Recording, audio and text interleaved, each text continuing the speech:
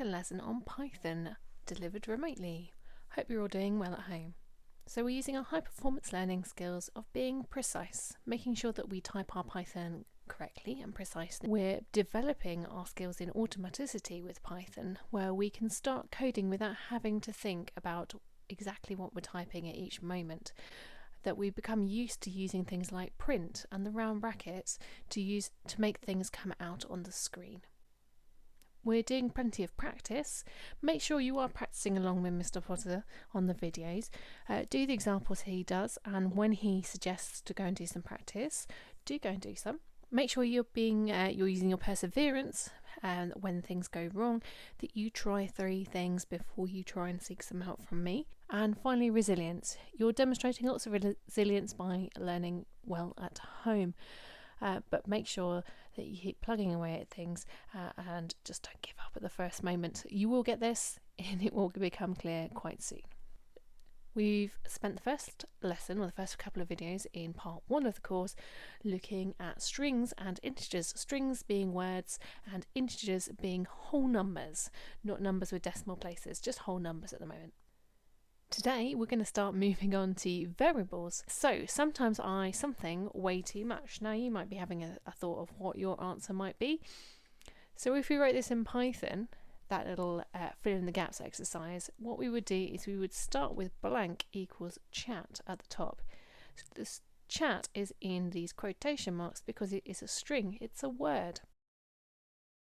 And then underneath we want to output to the screen, so we're using print, round brackets, and then we're using a string to write sometimes I.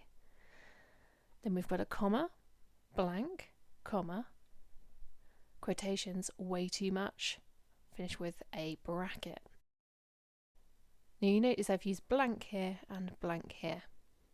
This is called a variable. It's a little bit of code that stores something. It's like saving a file really and calling it blank, yeah? So the word chat as a string has been saved in the variable of blank.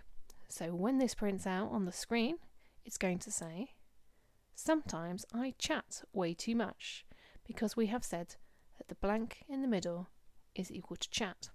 If I changed it to talk here, it would say, sometimes I talk way too much. So let's have a look at how this might look in Python in Replit. I have written my code in the middle part of the screen. I've started with blank equals chat in quotation marks, and then I put print. String, sometimes I, comma, blank, comma, way too much.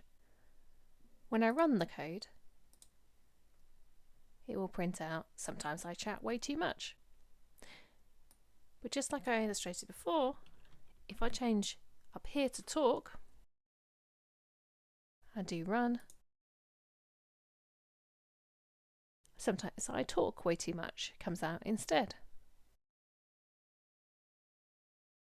What about frown? Sometimes I frown way too much. The commas here are really important because if you miss one out, it won't work. And it says invalid syntax.